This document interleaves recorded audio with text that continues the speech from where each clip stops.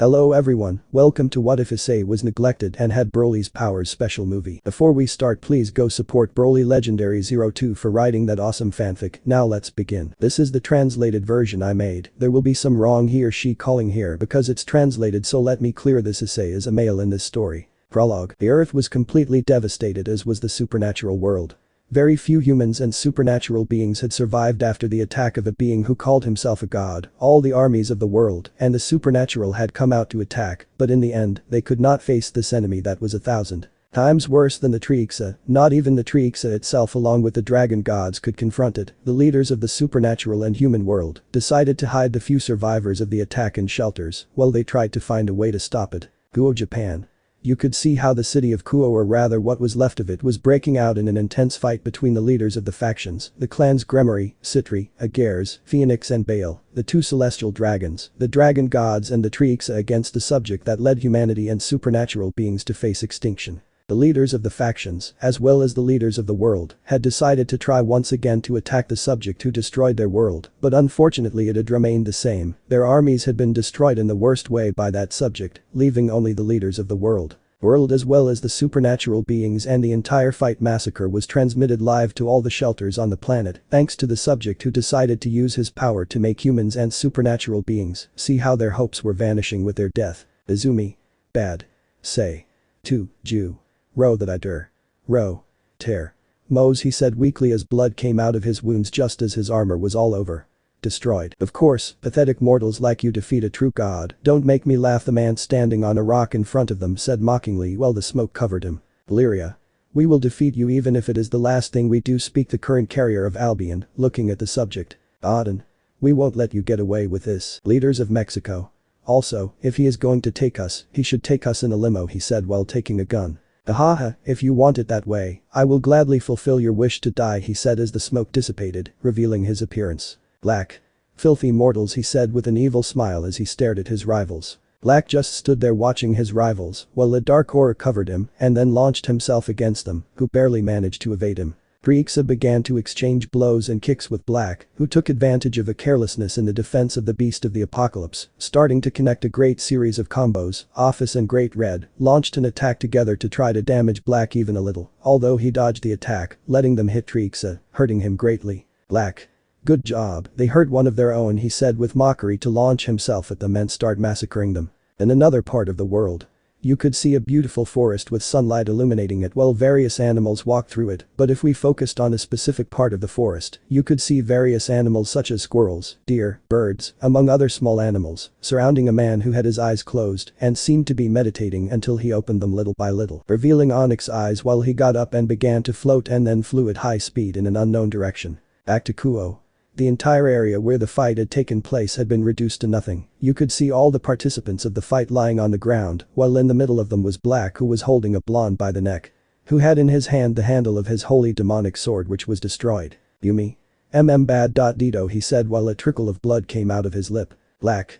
Jump, they didn't even last me to warm up, he said while he threw the blonde to the ground. Yumi. And no. Ha. I'm afraid you'll get away with it.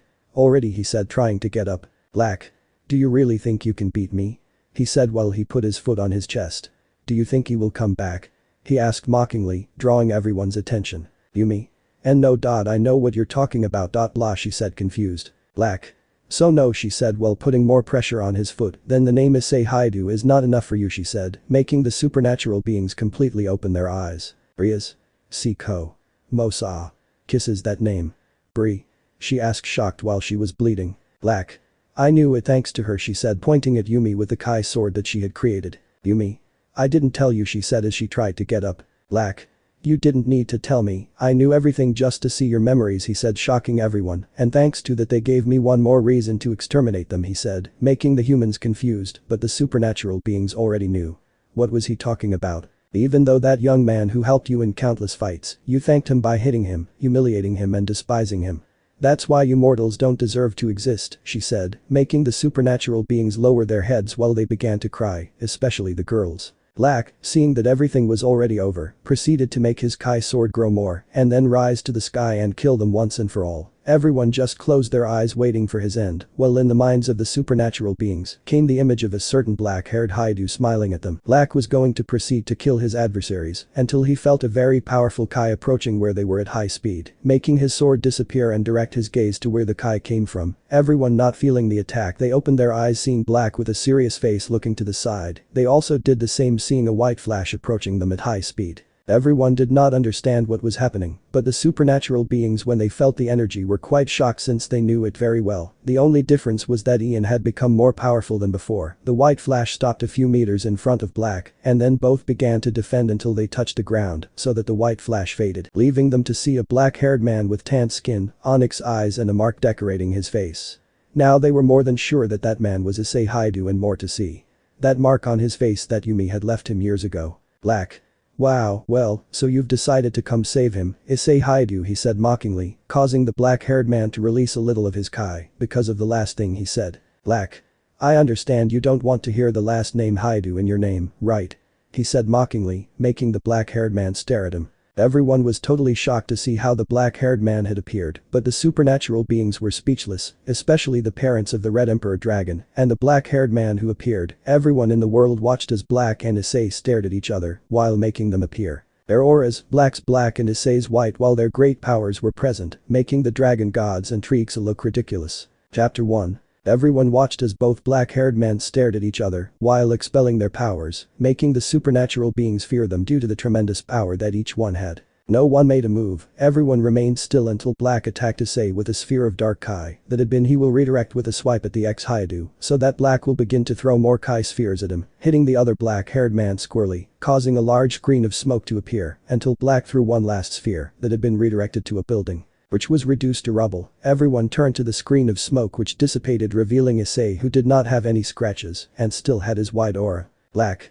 It's obvious that you are very different from them, he said, while making his aura grow more, but that was to be expected of you, Saiyajin, he said, while an evil smile was present on his face. Everyone did not understand what he meant by Saiyajin or why he said that to Issei, but those thoughts were interrupted by Issei, who Ian gave a big scream and then went out against Black Goku, trying to hit him, but Black only blocked him. Attack, while smiling mockingly. Everyone was totally shocked by that, but then they saw how Black began to back away while trying to dodge all the blows he could from Issei, while the ones he couldn't he had to block, and it became increasingly difficult for him until he decided to respond to the Issei's attack, kicking his stomach, making him retreat, but the black-haired ex-Hyoudou clung to the ground and then went against Black, but he began to block all of Issei's attacks while having a mocking smile. Black.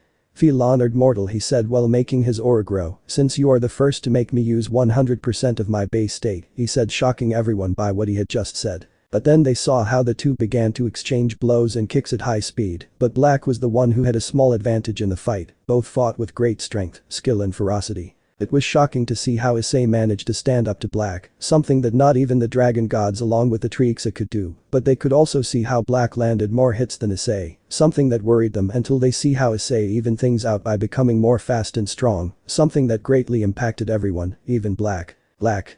He has become fast, he thought while he blocked a blow from Issei. Somehow he has equaled my level of fighting, he thought, blocking Issei's attacks while they rose to the sky, starting to exchange blows and kicks. Searches. It's incredible that Issei managed to raise his powers to such monstrous levels. Azazel. I wonder what kind of training he had done these 7 years to have that great level, he said while watching the fight like the others. Auden. It must have been a real hell for what happened to be able to face an enemy that not even the dragon gods and Treeks could follow. Michael. And even more so, forcing him to use all of his power. The girls were just very amazed by the great power that the chestnut tree achieved. After disappearing, they knew how strong he was and how much he was worth, but now that he had returned, it was something that was beyond their understanding. Now they really felt a real rubbish, especially Arena, Yumi, Valeria and Ria, since they had lost what could be a unique opportunity to have a beautiful family with him, and for that they blamed Izumi for having lied to them, although they also admitted that they had guilt for believing him. Now they were just waiting to know if they could have one more chance. In the fight, Issei had blocked a vertical cut that Black tried to give and then delivered a strong blow to his stomach that made him retreat, but Black managed to kick him that sent him to the ground, but Issei threw himself against him again, placing himself behind him, and gave him a strong blow that sent him flying. Both of them continued fighting until they held each other's hands, starting to struggle until Black began to exert force in his grip, making Issei try to let go of him until Black pulled him closer. Black.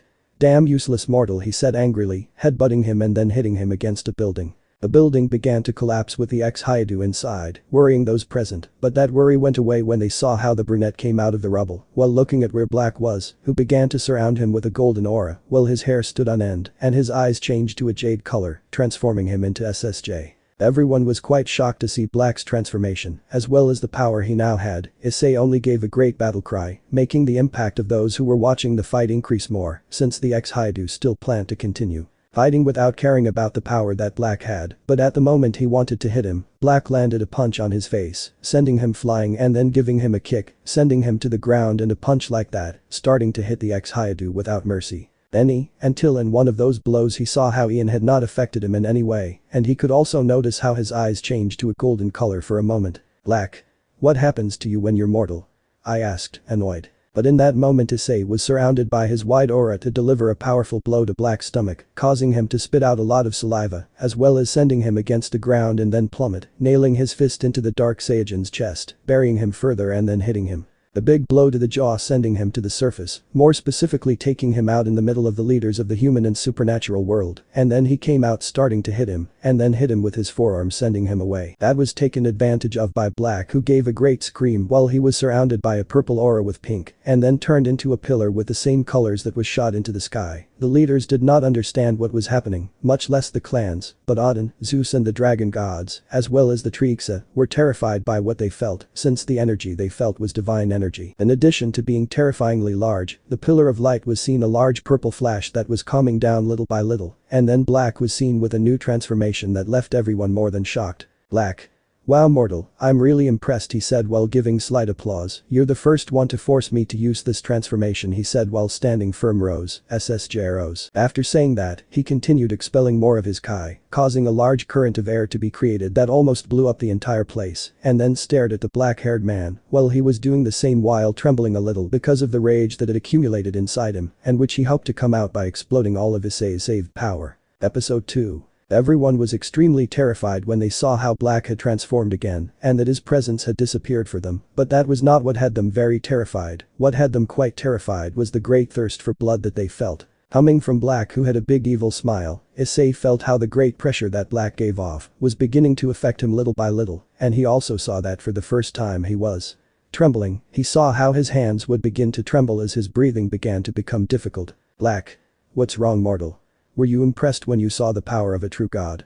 I asked mockingly. Issei, faced with this mockery, became enraged and rushed against Black while he was surrounded by his Kai-wide aura to attempt a blow at Black, which was also surrounded by his Kai-purple aura, but Black dodged the blow without any problem. While still maintaining his smile, Issei began to attack as best he could, trying to land his best blows, but Black dodged them as if it were nothing. Arena. Issei-kun's power is incredible, she said, shocked when she felt the black-haired man's power. Trixa. But it seems that Black only plays with him, she said, seeing how he dodged Issei's attacks with great ease. Big Red.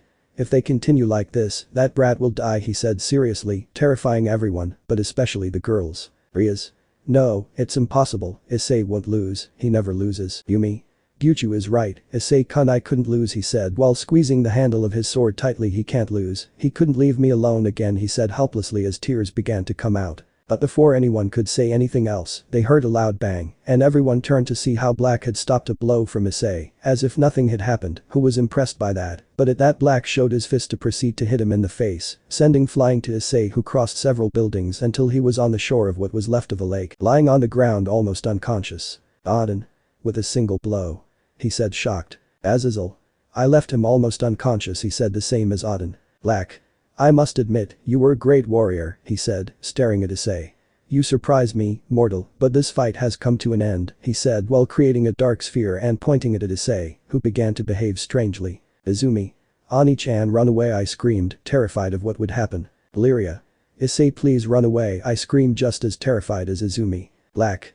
Jim dies, he said, shooting the energy sphere that created which he became very big when he was close to Issei. The large dark sphere impacted the black-haired man, creating a large explosion, causing everyone to close their eyes due to the great glow that was created by the large explosion that was formed by the sphere of evil energy that Black created. When the glow disappeared, they saw a large curtain of smoke that began to dissipate, revealing how the water looked like a large whirlpool, and there was no trace of the black-haired man. Office. Maybe that dam? She asked, shocked by what he saw. Yumi. Did he murder Issei-kun? The question continued while he began to cry. Izumi. Damn it, she screamed as he began to cry like all the girls, while the men squeezed his fists. Black. Why do you mourn the death of that war? Hadn't they said before that he was useless and that they didn't care if he lived or died? I asked mockingly while he had a big smile. Yumi. You are a bastard, I will never forgive you, I will never forgive that you killed the man I love, he shouted with great anger, holding what was left of her sword, but before he could do anything she was grabbed by the neck by Black. Black. The man you love, don't make me laugh, you decided to betray his trust as well as his friendship, which could have become the love you wanted so much, he said mockingly, as he made his sword grow, now you will share the same fate as yours. Comrades, all of you will now go to the other world, he said, ready to kill Yumi. Everyone looked at that helplessly since they couldn't do anything against Black, but before the supposed god killed Yumi, everyone could feel a great increase in power, as well as a great pressure in the air, even Black himself felt it. Then they saw how the water shook greatly and then opened in half, revealing Issei who was covered by a green aura, while he gave a loud cry of anger, and his eyes changed to a golden tone. Everyone was quite shocked to feel how Issei's power increased greatly and without stopping. Black was quite impressed to see and feel how the black-haired man's power increased without any limit. He was not going to lie, this really impressed him just as it did. I was excited, I had never seen a warrior like Issei, he was unique. Black. I must admit that I am quite impressed, mortal, your power is increasing more and more, he said, excited to see the increase in Issei's power. You are worthy of calling yourself a god of the infinite, and not that stupid gothic dwarf, he said, hurting off his pride. Now let's see. What are you made of? After saying that, Black was covered by his dark eye, and then released Yumi, who began to cough and went at high speed against Issei, who had stopped screaming and was still in place. Black accumulated Kai in one of his fists to hit Issei. Issei in the face, who did not bother to block or dodge it, received it squarely, and everyone was surprised to see that he had not been affected by that blow at all. Black was already impressed with that, but he saw how Broly prepared to return it. Black decided to block that attack, but he didn't count on Issei returning it with great force, causing him to fly into several buildings. Searches. His power increased abysmally. Michael. Without a doubt this Issei is very different from the one we met years ago. Crossways. But how does Issei-kun have that power? Gabriel. His heart, he said, drawing everyone's attention. His heart is, it is. Enemu? What do you mean, Gabriel? Gabriel. His heart is unique, she said, amazed when she saw Issei's heart. When everyone heard that, they became curious as to why he said that, but before anyone could ask, they heard how the debris flew away, revealing Black, who had some scratches as well as blood coming out of his mouth, but the strangest thing for everyone. It was that he still kept his smile. That didn't reflect well on everyone, but Issei didn't care, in fact he wasn't the same anymore. Black.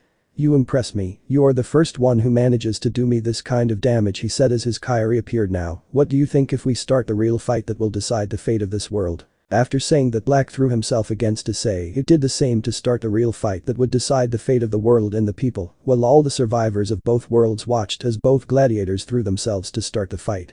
A great battle that they will never forget. Imagine it's Black and he has a smile on his face. Both warriors were willing to give their all in this battle that would mark the history of the earth, but what Issei did not know is that this battle was only going to be the beginning of his true destiny, and possibly of the happiness that he had longed for since he was a child. Memory. Chapter 3. Everyone watched as Issei and Black hit each other with great force and brutality, creating large blizzards of wind that hit everything that was once the great city of Kuo, in addition to also creating large tremors throughout the world for each blow they gave each other. Everyone present in the city was very shocked to see how Issei and Black hit each other with great force and abruptness. This is incredible, she said, quite shocked by what she saw. Yumi.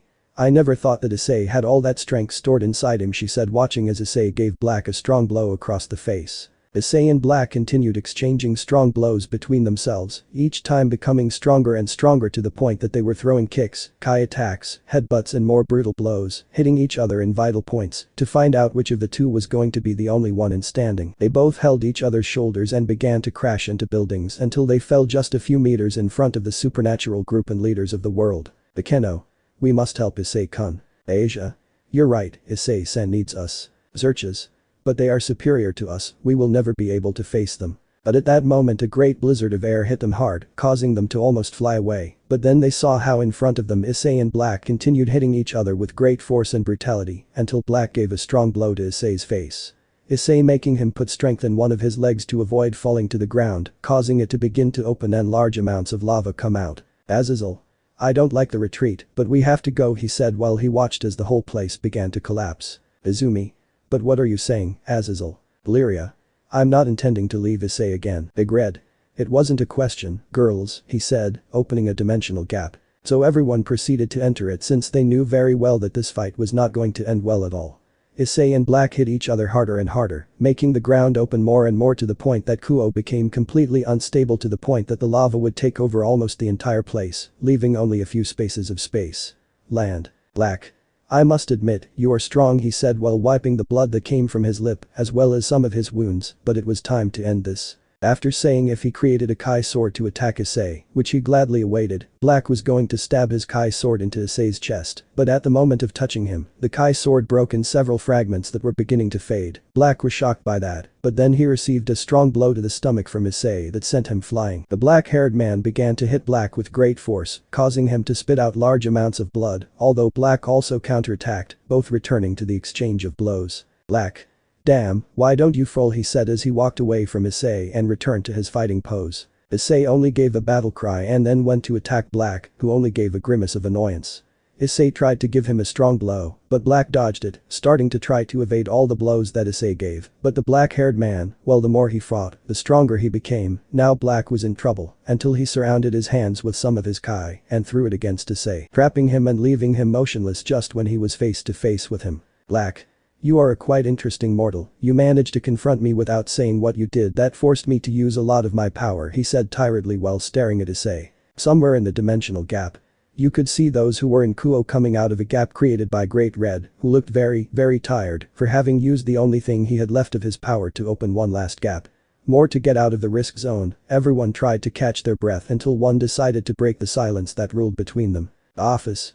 But what the hell is wrong with you, Red? We must come back, she screamed, very upset by what was happening. Great Red. We can't, I used the only thing left of my energy to get us out of there, he said, trying to catch his breath. Besides, the best thing was to get out of that place before we ended up dead. The Fae. But what about Issei-san? Zerches. I hate to support Great Red, but he's right, we are no match for that black guy, but it seems that Issei is. Hiroka. It's always the same, isn't it? Auden. What do you mean? Hiroka.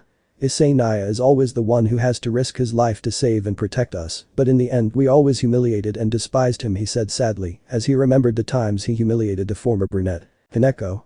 We have always depended on Issei-senpai, and in the end we were not even able to even say thank you, he said, well, he regretted having hurt the black-haired boy. Everyone only remembered how Issei was always there to support and protect them, but in the end they only hurt him and left him alone, making them feel great hatred for themselves, while the women felt great pain in their hearts, seeing that they had hurt others. The great man like he was, but what she regretted the most was Yumi, since she remembered how she hurt the only man who helped her get out of that great darkness that had her thirst for revenge trapped. In Kuo. Issei was still trying to free himself so he could continue fighting with Black, who had an evil smile on his face as he slowly approached the black-haired man with onyx eyes. Black was willing to end the life of the legendary warrior, which little by little began to free itself while Black created another Kai sword, but before even making the attempt to decapitate him, Issei freed himself from Black's technique and gave him a big blow at the height of the chest, making him retreat several times. Meters in addition to spitting out a large amount of blood. Black. Damn it, why don't you accept your end at once? He shouted very angrily. Issei only shot out against Black, who was already waiting for him to continue fighting, but at that moment a large number of dark Kai spheres began to shoot out of the sky and hit Issei squarely, making him retreat, while Black looked at it strangely. Although he was already I knew who he was, it seemed strange to him that he would interrupt one of their fights. So I turned around seeing how someone began to descend from the sky, while continuing to attack Issei, until he created a large sphere of Kai, launching it against Issei, creating a large explosion. The figure had descended until he was standing on a building staring at Black, who was the same, and then both smiled gloomily, while their auras appeared both being purple. Chapter 4. The fight was still going on, the planet was in total ruins, the black clouds that were calm before were now expelling thunder that hit the earth with great force, the seas hit the coasts with enormous force, and what was once Kuo was now active volcanic zone which expelled burning rocks and large amounts of lava with great force. This was the end of the world, but it was not an impediment for the Dark God and the legendary warrior who continued their brutal fight. Black was already against the ropes, despite being a god did not mean that his power was infinite. As for Issei, it seemed that it was because unlike Black, he was not tired at all. In fact, it seemed that he was stronger than before. Both were very hurt equally, but Issei was with much more energy than Black, who only gave a smile and then was surrounded by his purple Kai aura, but with the difference that this aura was surrounded by darkness for a few moments until it disappeared, making her give an evil smile, while Issei just growled. Black.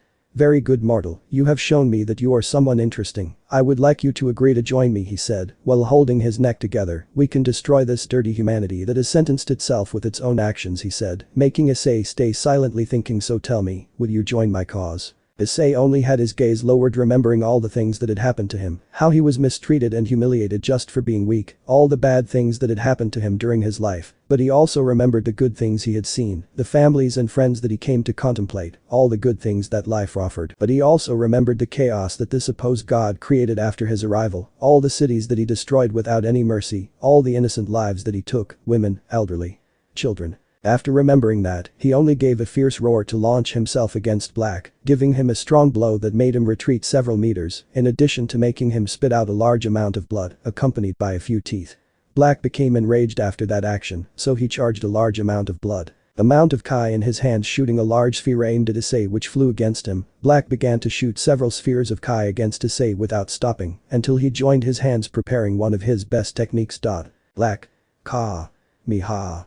Miha, he screamed at the top of his lungs, firing a large burst of purple Kai, hitting the area where Issei was. Black gave a big smile when he thought that he achieved his goal of exterminating Issei, but when he paid more attention, he was terrified by what was happening. Issei.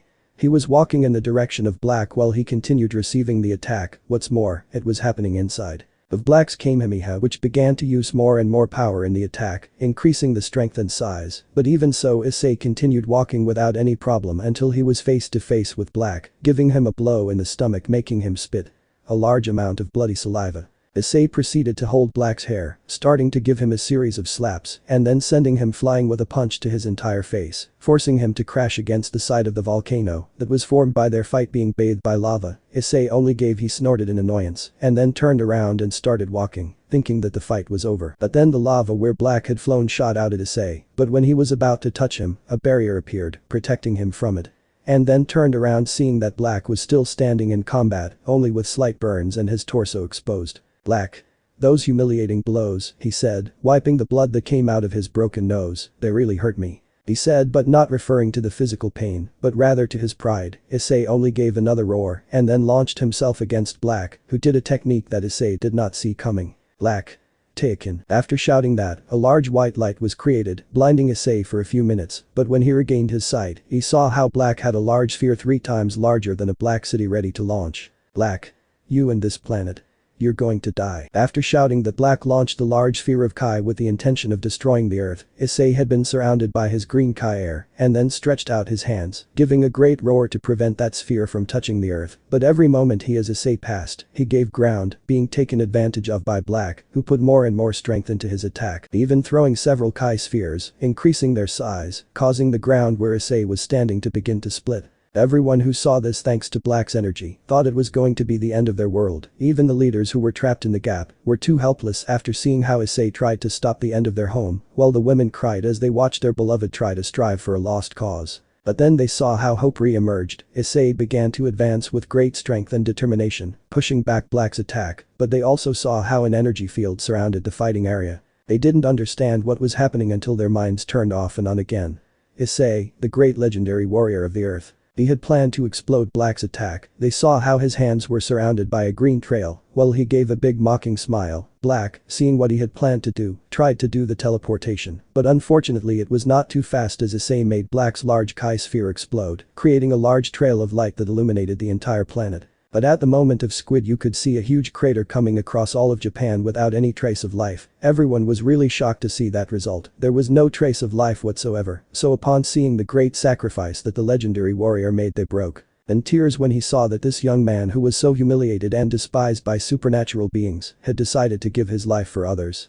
That day, both worlds mourned the death of Issei, the last legendary warrior. Chapter 5. It was a calm and cold night in the mountainous ice areas in the northern region of Japan. There were several animals and magical creatures walking with great tranquility through the forests and mountains of that frozen area, until out of nowhere, a great green glow with golden touches began to appear in the sky, causing the clouds to clear very abruptly, scaring the animals and then dropping something very abruptly that fell right inside the ice mountains, creating a great green glow that calmed down little by little. Inside the frozen mountains, you could see a small crater in which you could see a person lying on the ground with some cuts all over his body and his entire torso exposed, revealing some burns. This man was Issei, the great legendary warrior. who had survived the explosion of Black's attack thanks to a portal that had been created thanks to the combination of powers of these two powerful beings, but as a result of that he ended up with his energies being practically on the brink of death. Issei. Black, he repeated over and over again before becoming unconscious from the loss of blood, beginning to be covered by snow and ice. Note: 10 years will pass from then. Current time Tokyo.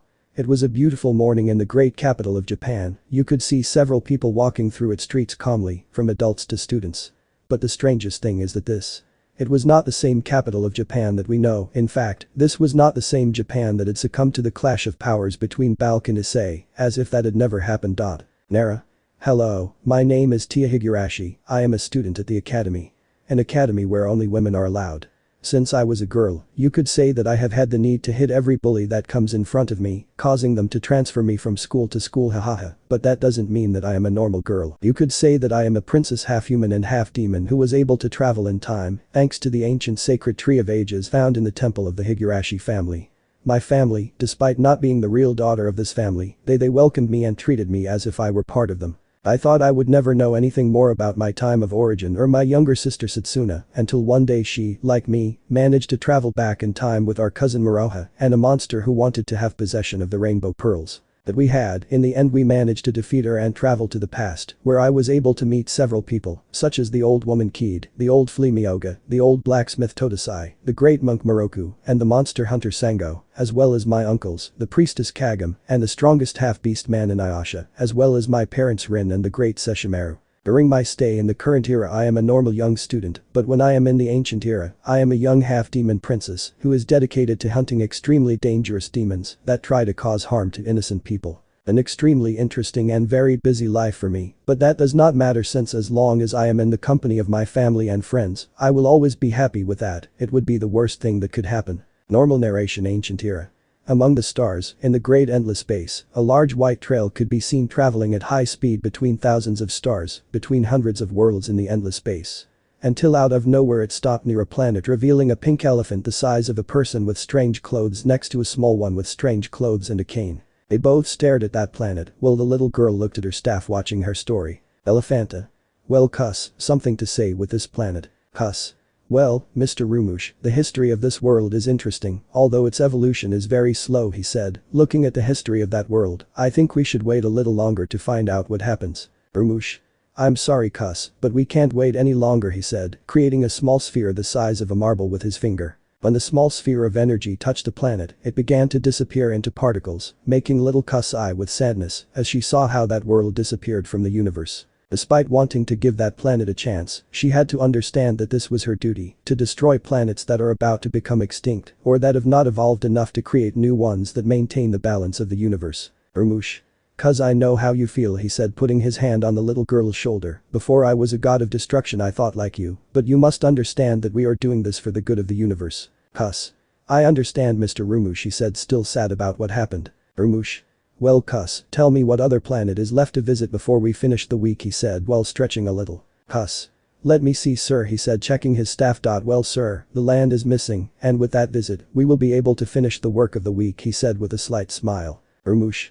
Well then come on, let's see if that world is worthy of continuing to exist, or if it is going to be another one that will cease to exist. After saying that, both of them proceeded to disappear in a large white trail towards the earth to decide their destiny, without knowing that the only thing that the god of destruction of Universe 10 was going to find would be a great and brutal beating, guaranteed at the hands of the powerful. Legendary warrior Issei, the legendary Super Saiyan. Chapter 6. Current time. It was a fairly calm morning in the large and modern city of Tokyo, the great capital of Japan, a beautiful and very normal and calm day. Oh, at least it was what could be seen, since in a certain way temple everything was chaos. Simple reason Towa Higurashi was like a madwoman packing everything she was going to need in the ancient times, plus her family, her grandfather, father and younger sister, were only on the side watching her run from one place to another, putting various things in his backpack, such as books, brush, clothes, among several other things. Soda. Sigh, this brought back several memories, she said in a nostalgic way. Grandpa Higurashi. You're right Soda, Kagam was the same when it came to traveling to the ancient times, she said, just like her grandson. Soda. You're right, Grandpa. Towa. Okay, notebooks ready, books ready, clothes ready, family orders. Ready, Wed said after the last thing he was checking 3 large plastic bags that contained sweets, shampoo, fried foods, etc. Okay, I think I've forgotten nothing now. No. Wait Towa, you forget this she said, handing him several bentos of food. Towa. Mama Mo, you shouldn't have bothered. Mrs. Higurashi. Towa was no bother, to tell the truth she was the same with Kagome. May. By the way, sister, Setsuna and Moroha are not coming now. Towa. No, since they had things to do in the old days, she won't come. She said while she hung her backpack on her. Well, it's time to go. 3 minutes later. The entire Higurashi family can be seen in front of the sacred tree which glowed a little while Towa said goodbye to her family, ready to leave for the time of her origin. Towa. Well, I have to go, I'll be back on Monday, she said while hugging her little sister. Grandpa Higurashi. Towa, in case you have to stay longer than usual, I can make up that you fell down the stairs or that you had an allergic attack. Soda. Don't start Grandpa she said through clenched teeth. Towa. That won't be necessary I promise I'll return early Monday he said while a yellow portal with white touches opened in front of the tree well, I'm leaving he said taking the things. Mrs. Higurashi. Towa, tell Kagome that we send our regards. Towa. I will he said crossing the portal which closed when he crossed it. Grandpa Higurashi. Well, in the meantime, I'll go see what excuse I can come up with for school. Mrs. Higurashi. You know it's Friday and Towa won't be back until early Monday, right Grandpa? Grandpa Higurashi. I know but I have a feeling that something will make him stay longer than usual. Soda. You know, I still have that feeling he said while he crossed his arms thinking. No. You have to be calm, and young Inuyasha and Mr. Sesshomaru will be there too. Soda. Don't even mention that guy to me he said while he retired to his mother's house. Mrs. Higurashi. You're jealous, right? He said with a chuckle. No. Well, since Mr. Sesshomaru is Towa's biological father, then yes. Grandpa Higurashi. But you don't have to feel that way, after all he raised Towa these long years he said as they retired to the house. In ancient times. You could see the same sacred tree being surrounded by several trees, and you could also see 2 young women sitting on its roots waiting for someone. Moroha. Like Towa is already late she said while she was lying down. Setsuna.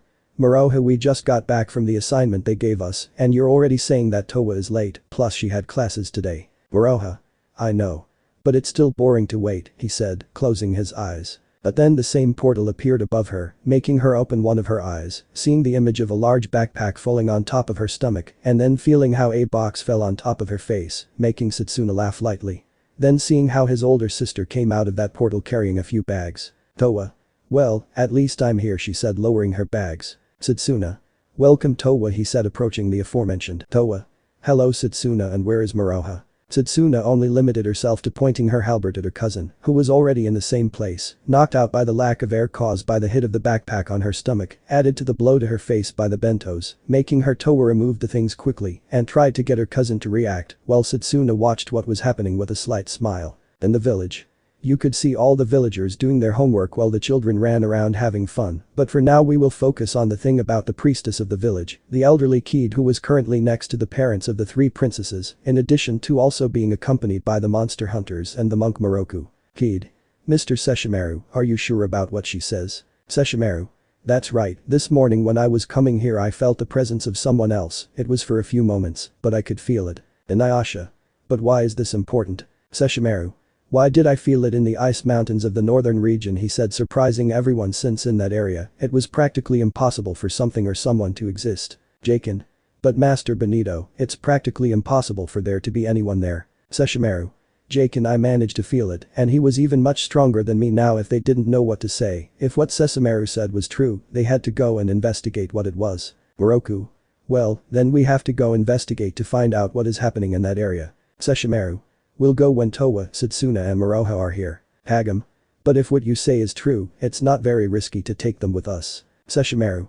Taking them will be less dangerous than leaving them he said, knowing that the 3 of them would be capable of getting into any problem. Everyone knows why they said it and they more than agreed with that idea, plus they also knew what Kiromaru was capable of in order to cause them great pain. Without further ado, they decided to wait for the 3 demon princesses to return so they could start with your trip. On the outskirts of the planet. A large white flash could be seen reaching the upper atmosphere of the planet, stopping, revealing that it was Rumush and Kuss in order to do their job. Kuss. We have already arrived at the land, Mr. Rumush. Rumush.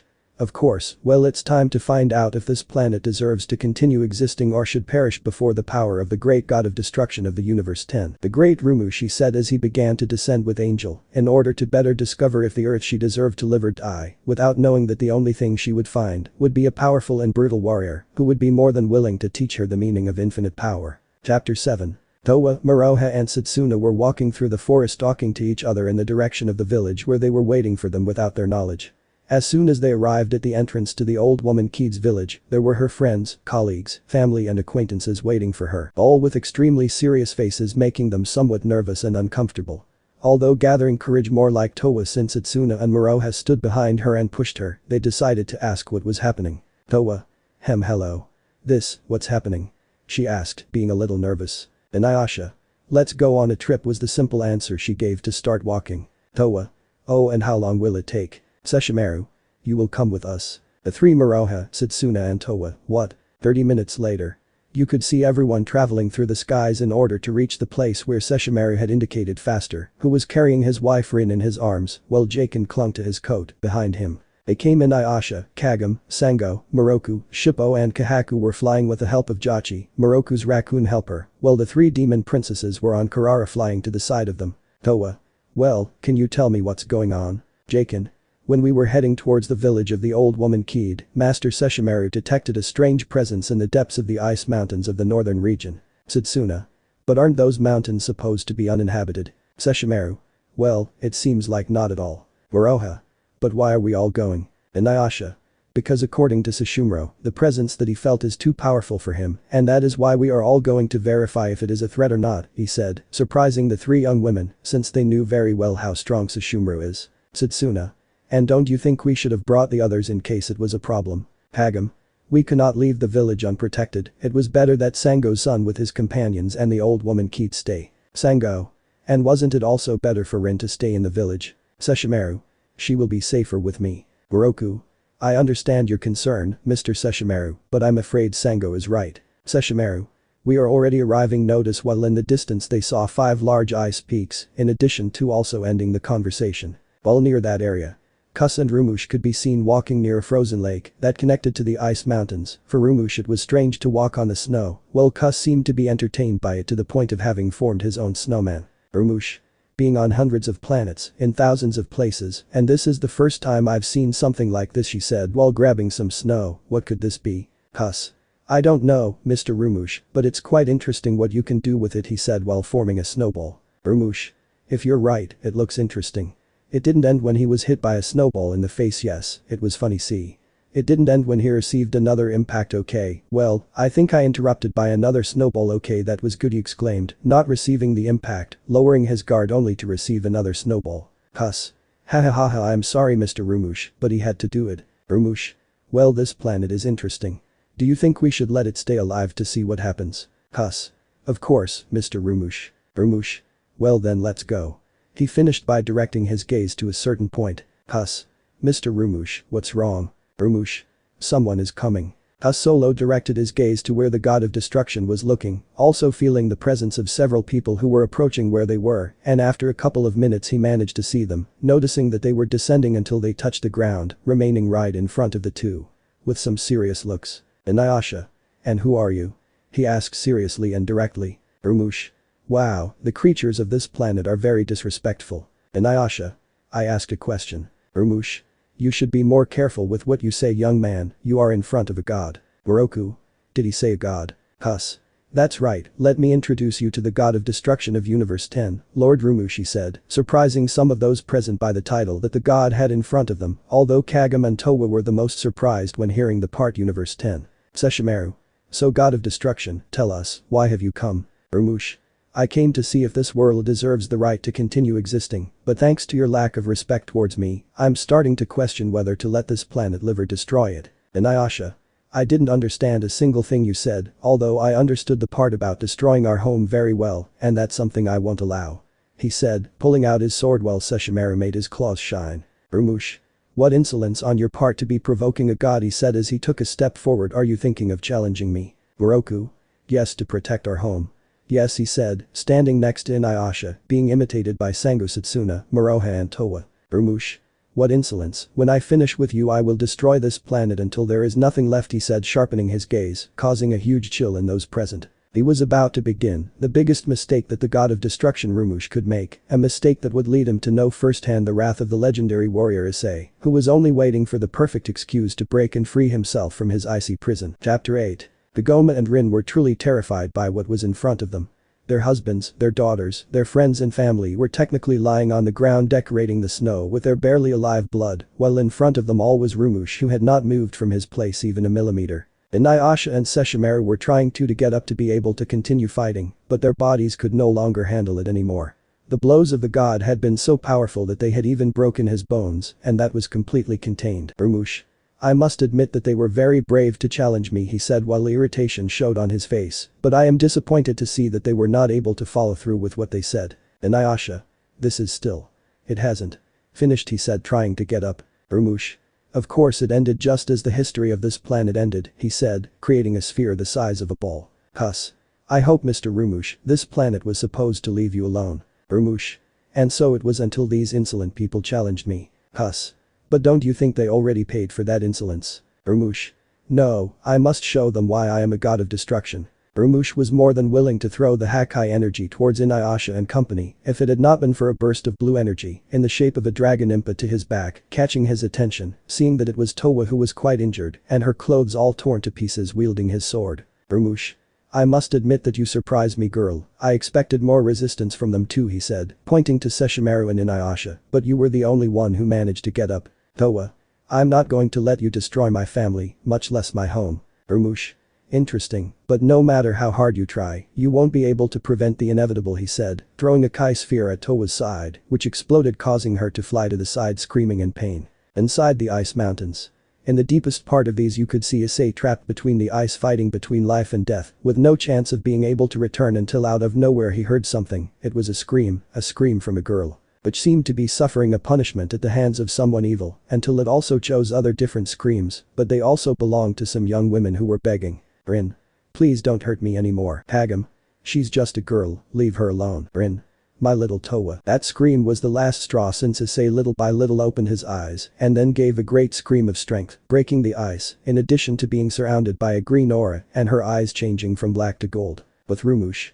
He had Towa held by the neck, squeezing with great force, making it difficult for her to breathe. Her shirt was all destroyed, leaving her top exposed, as well as several wounds all over her body from which a lot of blood came out, and she was trying to get free from the god's grip while the others just watched helplessly what was happening, especially Rin, Jaken, Satsuna and Sesshomaru. Rumush.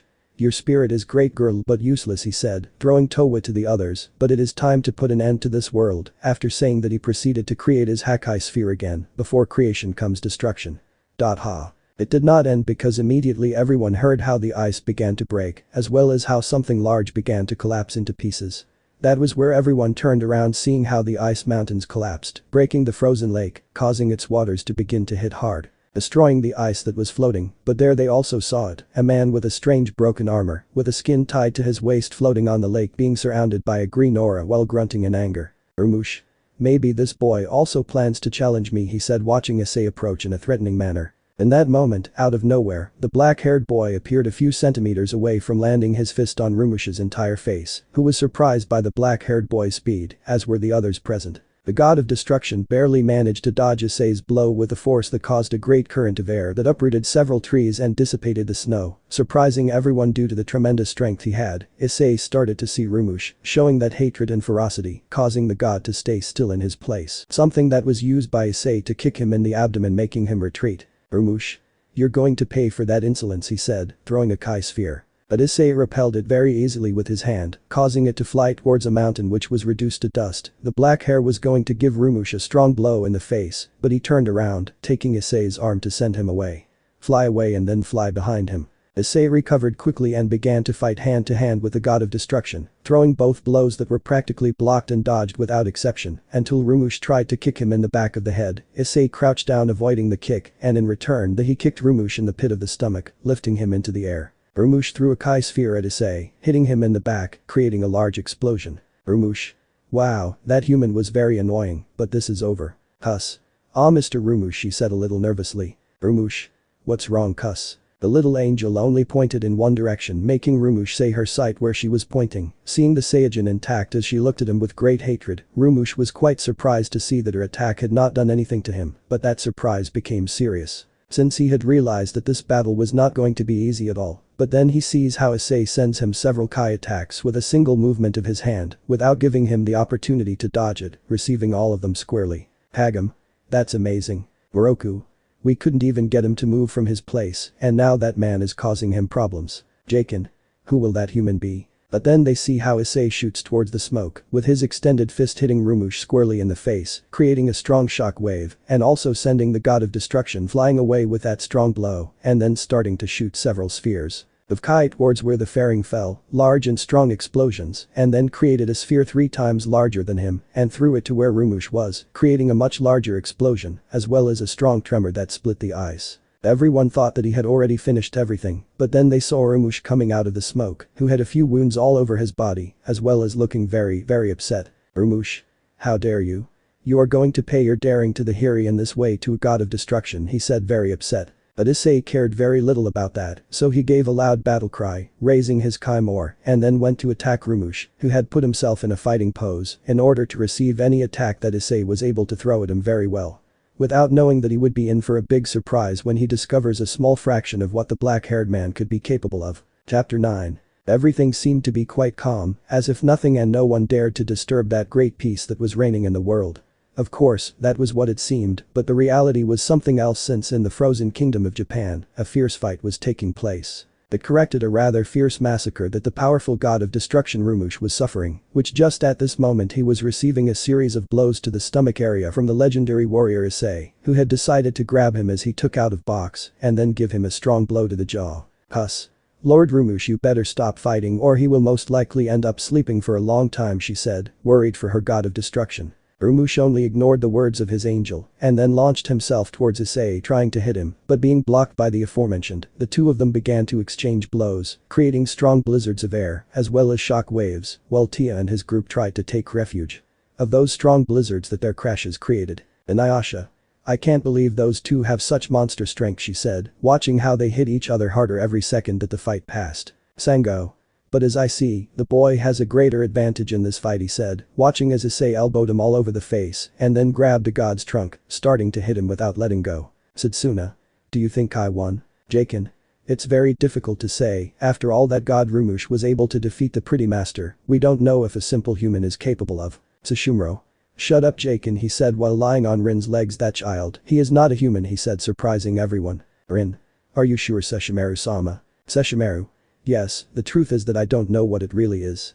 But I hope that he makes that supposed god pay for having hurt my daughters, he said, watching as Setsuna tightly grabbed the hand of his older sister, which he was unconscious on the skin he always carried. In the fight, Issei continued hitting Rumush while holding him by the trunk, without giving him the opportunity to respond until he got fed up and decided to hit the legendary Saiyajin in the face and the cheek. Serious mistake, since Issei didn't even flinch a bit from the blow. In fact, he got even more angry, so he squeezed Rumush's trunk harder and then made him spin around him and proceed to plummet to the ground and proceed to hit him hard, destroying the ground from the tremendous blow. And then took Rumush by the neck and slammed him against the side of a mountain to proceed to punish the god's abdomen, beginning to cross the mountain little by little until he ended up dividing it with a final blow that sent the god flying very far away.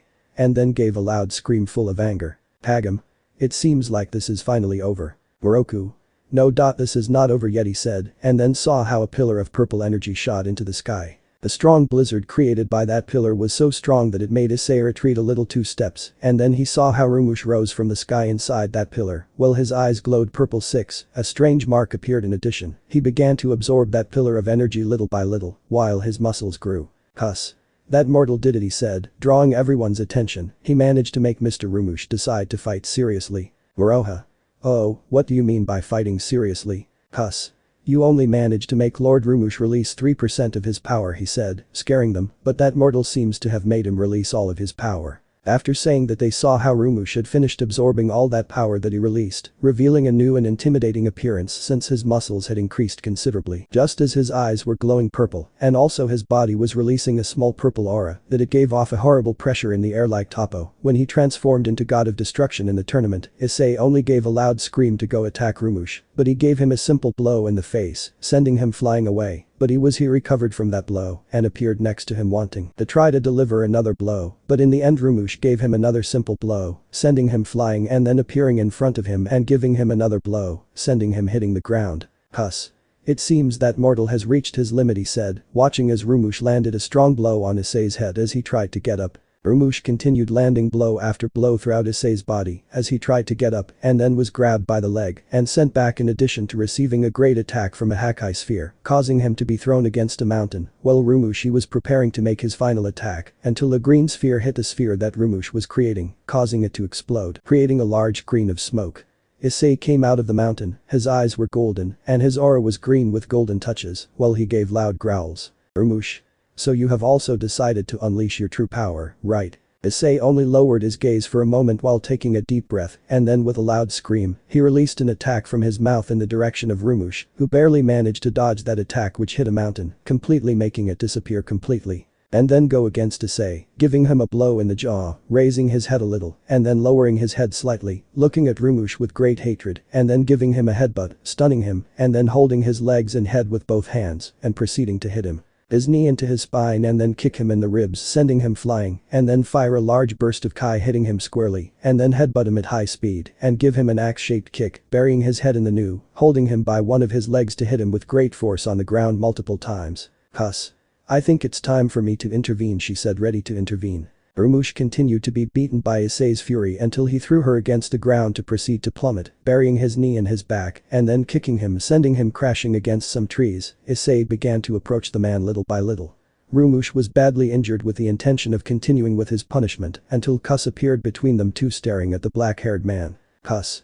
I'm sorry, but I can't let you kill Mr. Rumush. Issei was going to proceed to attack little Kuss, but he didn't, he just decided to calm down and then turn his back on her, walking to where the badly injured group was, surprising little angel a little, but he decided to put that aside to proceed to take his God of Destruction to his pallet to heal him, leaving behind planet Earth, the only planet which the God of Destruction could not destroy, the only planet in the entire universe where there exists the only warrior who was able to defeat a God of Destruction. Chapter 10. After having defeated the fearsome God of Destruction of Universe 10, little angel Kuss decided to take her God of Destruction to her planet very far from Earth to be able to treat his wounds, while the black-haired man looked like a trail of light.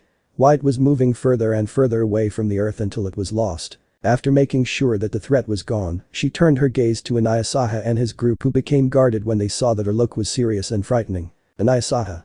If you dare to come close to us, I swear you will regret it, she said, while her sword, which was all fragmented, began to release a current of air. Sesshomaru.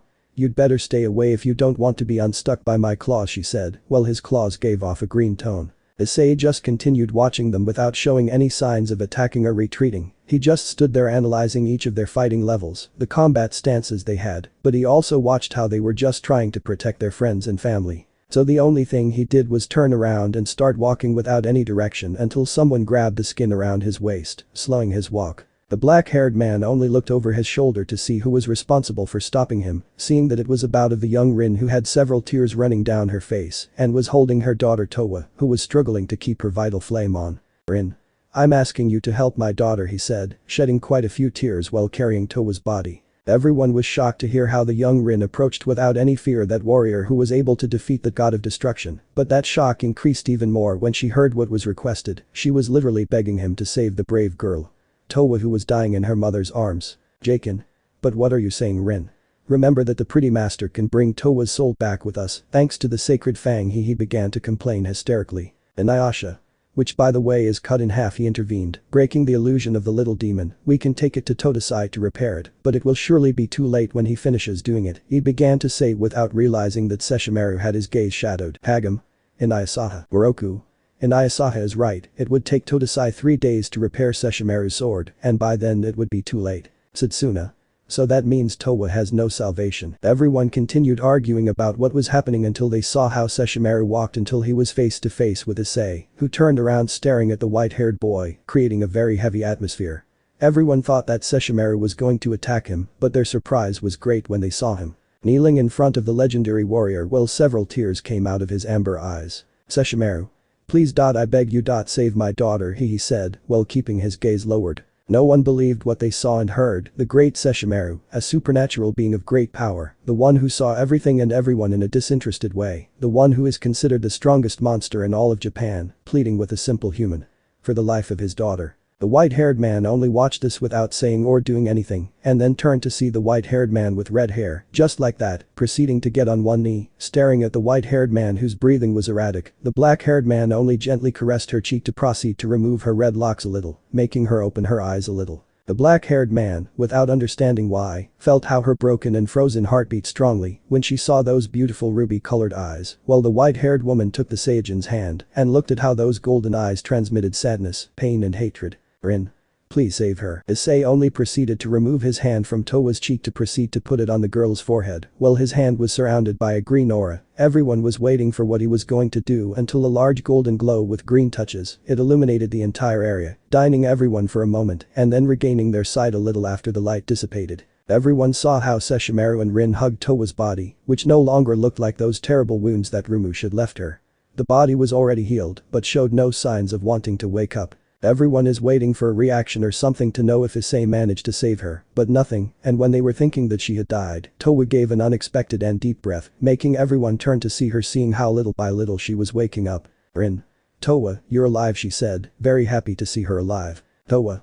Don't worry, Mom, I'm fine," she said with a little tiredness in her voice. Everyone came to see how the white-haired girl with red hair was doing, while the black-haired boy only gave a slight smile to turn around and walk in an unknown direction, but he never expected them to stop him again, this time being Towa, who was covering her top. Sporting with his right arm while with the other, he held the black-haired man's skin. "Towa.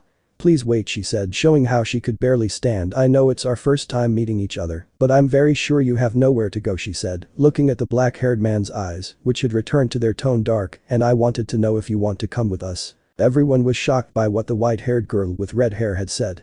They never thought that she would invite someone to travel with them back home, but their thoughts were interrupted by a tremendous roar. Everyone thought that it was a monster, but they dismissed it. That idea, seeing how the black-haired boy was embarrassed, implying that he was the cause of that noise, more specifically his stomach, Towa only stared at him for a moment and then gave a tender smile while taking his hand, making the black-haired man see her. And then give a small sigh, already making a decision about what to do. Chapter 11. After the battle against the fearsome god of destruction Rumush and the miraculous return of Towa to the land of the living, we can see how everyone was riding on the back of Hachi, the magical raccoon and servant of the monk Moroku, heading home. Everyone was trying after recovering with the help of Rin and Kagam. Everyone needed a good rest for several weeks to recover from their injuries, including Inuyasha, Sesshomaru, Moroha and Satsuna. Everyone was trying to remain calm and composed and not give in to nerves and panic. Reason. Simple. Right in Hachi's Vola was a certain black-haired man sitting with his legs crossed in the shape of a butterfly and his arms crossed with his eyes closed, looking like he was sleeping, but in reality he was more alert than ever. "Inuyasha. How did we end up traveling with him back to Old Kid's village?" he asked in a whisper to the others, while Kagam rubbed some medicinal herb sap on her wounds. "Sesshomaru. We must thank my daughter for that, after all I begged her to come with us," she said, remembering the most ridiculous slow motion that Towa did to convince the Saiyajin. "Towa. I didn't make a fool of myself," she complained as she hugged herself, trying to cover her half-nakedness and trying to withstand the cold. "Satsuna. You hung on to the fur that was on your waist, begging him to come with us, and by not pulling you all together, we managed to get you to let go. Isn't that making a fool of yourself?"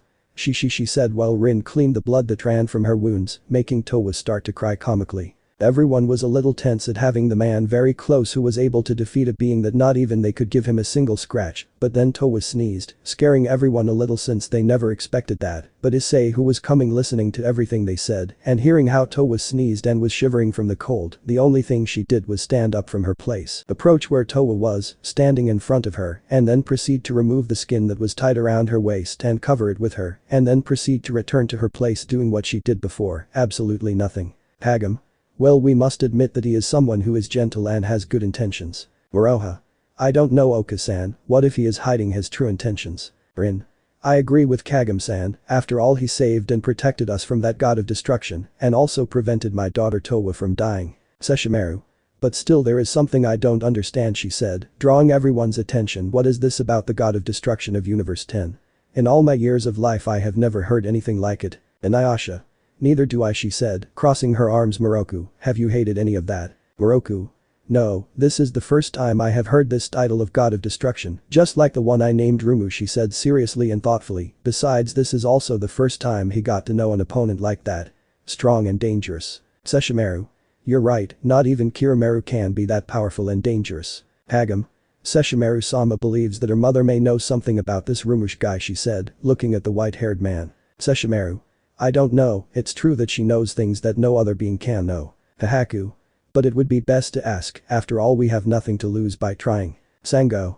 Kahaku is right, and we could also take the opportunity to ask about him, he said, and then pointed to the black-haired man who only remained down. Jakin. And we could ask Mr. Sesshomaru's mother about him. Setsuna. It's not obvious, he's not a normal man, he was able to defeat the Trumush guy, and it seems like it didn't even take him much effort. Jakin. If you want answers, you will have answers, he said as he approached where Issei was. Rin. Jakin-sama, wait, don't go. Inuyasha. I bet she doesn't survive this one, he said as he watched Jakin approach the black-haired man. Jakin. Hey, she said, being face to face with the black-haired man, who are you? How is it possible that you have so much power? Where you come from? What is your propo? She finished asking when she saw how the Saiyan opened his eyes looking at him in a fixed way, scaring him. You have to be scared. After he said that, a loud blow was heard throughout the area, causing everyone to rub their heads on impulse. Afterwards, everything was seen and felt that the blow that Jakin received was a powerful one that made him learn to modulate his voice. Sesshomaru. I'm not even able to leave it like that anymore, she said, seeing Jakin lying on the floor with a huge chip on his head. Inuyasha. He earned it fair and square. Moroku. Hachi, we have new plans. Hachi. New plans. Do you want me to change course, Master Moroku? Moroku. That's right, Sesshomaru will give you the instructions, he said while he held his arm. Sesshomaru. Okay Raccoon, I need you to head to the Hellhound Palace, it's not far away, just head east. Hachi.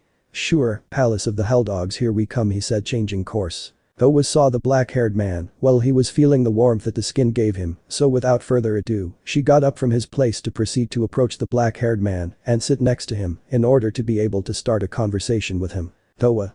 It's a pretty sight, don't you think?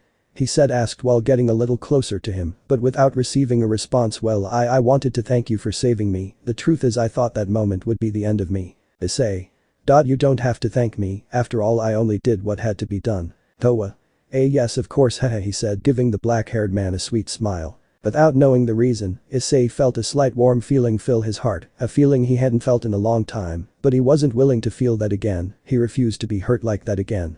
Without knowing that the girl next to him was very special, and that very soon she would make that feeling that he so wanted to deny re-emerge with more strength than before. Chapter 12. Hachi, the transformed magical raccoon, could be seen flying over the mountains and forests of ancient Japan, while above him were Inuyasha and his group, as well as Sesshomaru and his family. The group waited to reach their destination, which was the kingdom of the Hellhounds, home of Sesshomaru's race, were about to reach their destination, so without further ado, Hachi began to rise much higher, starting to cross the sky. It took them a while to get through the clouds until they reached the other side, seeing a large palace. Sesshomaru. We're here, announcement making those who had fallen asleep a little wake up. Rin. And Towa. He asked when he didn't see his eldest daughter next to him. Jakin only proceeded to point in one direction, making everyone focus their gaze on where he was pointing, seeing Todo leaning on our protagonist's shoulder, who was still with his arms and legs crossed with his eyes closed, while Towa slept peacefully with a smile resting on his back. Shoulder. Moroha. I don't understand how Towa can be so calm next to a guy who was able to defeat a being that literally played with us, she said watching her cousin's action. Setsuna. I'll just never understand how she does it. Hahaku. Reminds me of Rin when she was a child. Jakin. Well, we both have to wake up so we can go see Mr. Sesshomaru's mother. Rin. I'm going, she said, getting up to approach our carrier, who upon feeling her presence approaching, she opened her eyes. I'm sorry for interrupting her rest, but we've already arrived at the palace. Issei only nodded as he proceeded to move Towa a little, who scratched her eye while Dab was still yawning. Being a little more awake, she could see where she was lying, feeling great embarrassment, so she proceeded to get up quickly and move away from him, making Issei her. He looked strangely and then proceeds to get up, seeing the great temple of the Queen of the Hellhounds. Hachi proceeded to land near the temple, letting everyone get off him and then proceed to transform into his true form. Rin. It's been a long time since I've seen Mr. Sesshomaru's mother. Inuyasha. I never imagined a place like this existed. Sesshomaru, well, it's better that we continue and whatever happens, don't get away from me, they aren't very kind to human visits, especially if it's you Inuyasha, she said as she proceeded to walk in the direction of the temple. During the way, the group felt the gazes fixed on them with different emotions, anger, surprise, indifference, more than anything, the first and the second directed at Inuyasha and the second at Sesshomaru. They walked for a few more minutes until they reached the doors of the large palace, where a beautiful woman with white skin and long silver hair was already waiting for them. Sesshomaru. They finally arrived, she said, getting up from her throne. I was waiting for you. Jaken. Great lady. Were you aware of our arrival? She said, bowing. Sesshomaru. That's right. Sesshomaru. Then you also know why we are here, he said seriously. Sesshomaru. Yes, I know, he said, changing to a more serious tone. I knew right away is that I felt his energy reach our world, he said, confusing everyone a little except Sesshomaru and Issei. Sesshomaru. So you know what it is. The guy we're facing. Sesshomaru. I know, he said while remaining silent for a moment and then continued speaking. Centuries ago, long before you were born, a strange being of extraordinary power arrived like a shooting star falling from the sky that instilled terror in anyone who dared to challenge him. He began to narrate while passing images of what had happened on Rumish's first visit. I assure you that he was going to destroy our world so that a much better one would be born from the rubble. Of course your father did not sit idly by, so with the help of Kiramuru, the dragon spirit and other beings of great power, they decided to confront him, he continued narrating, showing the image of the aforementioned and other beings that Inuyasha and Sesshomaru had faced in the past, but evidently not even by joining forces were they able to defeat such a being of tremendous power. But in respect for the great effort to try to stop him, I forgive our world, but I assure you that the next time he arrived, we would not have the same luck. I finished narrating, surprising everyone with all the information. I felt the power of that god of destruction, but we are still alive, and from his wounds, I know that you were not the ones who defeated him. Sango. You're right, ma'am, we didn't go. Sesshomaru. He was the one who defeated that god of destruction, he said, pointing to the protagonist. Sesshomaru. As I can see and feel, he is not a human, he said, seeing the aura that surrounds our protagonist. Inuyasha. He was able to keep up with that god of destruction like it was nothing. Sesshomaru. I have never seen someone like him, he said, analyzing him while walking around him. He is a very strange being, and his aura is an energy that I have never felt. Sesshomaru. Then you don't know what it really is. Sesshomaru. No, but that doesn't mean we can't find out, he said, trying to touch our protagonist's forehead, but he held her wrist tightly. Issei. What are you doing? He asked as he looked at her seriously. Sesshomaru. I just wanted to see your past, he said with pain as he felt the strength of the grip. Everyone was ready to attack just in case, but Towa approached the protagonist, touching his arm, making him look at her. That look of the white-haired girl with red locks was enough for Issei to calm down, releasing Sesshomaru's mother, who rubbed herself a little. The doll and then proceeded to touch the black-haired man's forehead, who only closed his eyes, while Sesshomaru's mother began to transmit all his memories from his childhood to his battle against Black, in addition to showing everything that Issei suffered at the hands of the supernatural. Without a doubt everyone felt great pity and sadness towards the black-haired man who no longer cared about anything about his past, but there was someone in particular who felt great pain for the former brunette, promising to help him heal his heart. Let me know in the comments below if you guys want the next part. Also check out my other video that has been shown and left. Thank you for watching. If you enjoyed this video, please like and share this video. And have a fantastic day. Bye.